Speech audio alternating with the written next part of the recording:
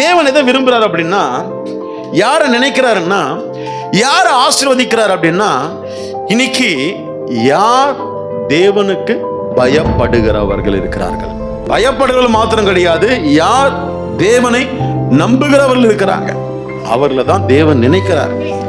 அவர்களை தான் தேவன் என்ன பண்றாரு? ஆசீர்வதிக்கிறார். இப்போ ஆரோன் குடும்பத்தார் ஒரு ஸ்பெஷல். ஆமா, இஸ்ரவேல் குடும்பத்தார் ஒரு ஸ்பெஷல். நீங்களும் நானும் ஆரோன் குடும்பத்தில் கனெக்ட் பண்ண முடியாது, இஸ்ரவேல் குடும்பத்தில் கனெக்ட் பண்ண முடியாது. ஆனா அங்க முன்னாடி சொல்லியிருக்கிறாரு, கர்த்தருக்கு பயப்படுகிறவர்களே. இந்த லிஸ்ட்ல தான் நீங்களும் நானும் வர முடியும்.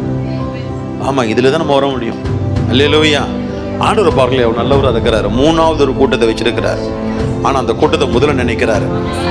இங்க இஸ்ரவேல் குடும்பத்தை ஃபர்ஸ்ட் சொல்றாரு, ஆரோன் குடும்பத்தை ஃபர்ஸ்ட் சொல்றாரு, அடுத்து கர்த்தரை பயப்படுறவங்கள மூணாவது சொல்றாரு. ஆனா ஆசீர்வதிக்கிறவத முதல்ல கர்த்தர் நம்மை நினைத்திருக்கிறார், ஆகையால் அவர் ஆசீர்வதிப்பார். யார சொல்றாரு? யார் பயப்படுறோமோ, யார் நம்புறோமோ அவர்களை முதல் லிஸ்ட்ல கொண்டு வந்து, அடுத்தது இஸ்ரவேல், அடுத்தது ஆரோன். எவ்வளவு பாக்கியவான் பாக்கியவாதீங்களா நாம எல்லாம். ஆனா எத்தனை பேர் தேவனுக்கு பயப்படுறீங்க? தேவனுடைய பிள்ளைகளே நல்லா கவனிங்க. தேவனுடைய முழு பிரயாசங்களை நம்முடைய ஜனங்களுக்காக எடுப்பார். அந்த முழு பிரயாசங்கள் எடுக்கும் பொழுது ஏதாவது ஒரு சூழ்நிலையில நாம் என்ன பண்ணிடணும்? தேவனை அடி பிடிச்சிட்டோம் அப்படின்னு வச்சுங்களேன், அதை உன்னையும் என்னையும் உயர்த்துற உயர்வு தான் உலகத்திலேயே உன்னதமான உயர்வு.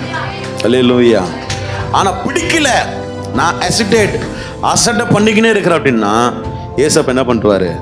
நம்மை நினைக்கிறத விட்டாருன்னா பிசாசு டேக் ஓவர் பண்ணுவான்.